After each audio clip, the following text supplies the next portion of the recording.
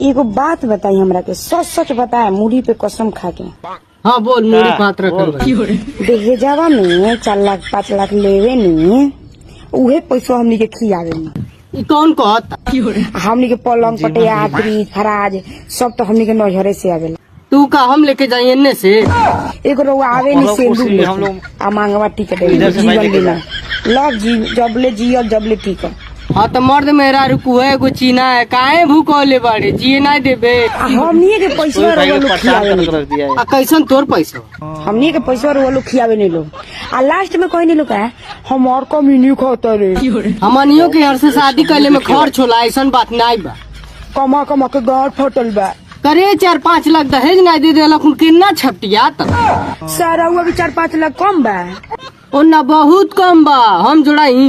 अभी हमनी के तू हमनी के कमीन खाता रह, कमीनी खाता रह, हमनी के तार कमीनी नहीं कैसे खाए। देखो है 1 लाख तो खाली तिलकी में आ 1,09,000 का तो तू खाली 9 लाख हार ले गोल, आ 25,000 का तू आर फुआ मौसिन के साड़ी लग गई। बहुत धोखाबाज बारा लोग यार, तू लोग बहुत धोखाबाज बारा लोग, हमरा बर्दाश्त ना होला। आ 3500 का तो खाली हमारे बाबा का धोती लग गई। 4 लाख देहले वाली ताव देखा। कहाँ जाता लू लोग?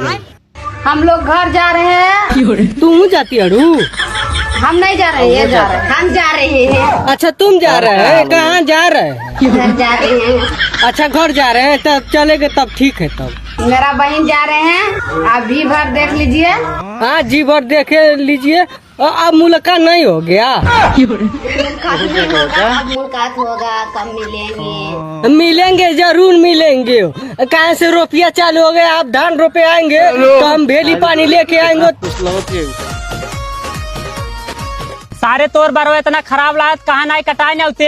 करे सारे तोर मलो कात रे, तोर लड़ो मजे छोटवा रो काहे ना इलाज बढ़ाए न होते? करे सारे ते अपने मलोस बहुत प्यार करत का? हाँ यार बहुत प्यार करी था, तभी तो का खुद से दूर रखी था। कहाँ रहा था? कलेक्टर की तैयारी करता, अब बन के तभी लौटे। कलेक्टर यार हमार बात सेटिंग करा दे भाई, पढ़ाई के बारे में पूछ ले। यार बहुत बिजी रहत पढ़ाई में, 10-10 घंटा पढ़ा था, फोन ना उठावत हमार। भैया एक बार फोन लगाई था हमरे लिए। करा दे भाई, करा दे उसका। अच्छा चल ठीक बात तय कहते तो लगावत ही। हाँ भैया लगा। बिजी व्यस्त रहे, क्या हुआ? हेलो करेजा, पढ़ाई कैसन चलता है? पढ़ाई रुक जाना। चलो। कलेक्टर तो ना, लेकिन मियां खलीफा जरूर बन जाए। बेटवा तोरे कई लड़कियां बाटेन? 7 लड़कियां, 2 लड़कियां लिया है, 5 लड़कियां घरे हैं। अच्छा, घरे बा। और आशीर्वाद चाहिए। तब तो का आशीर्वाद जरूरत ना बा, अब तो के जरूरत बा। हाँ? तोरी बहन का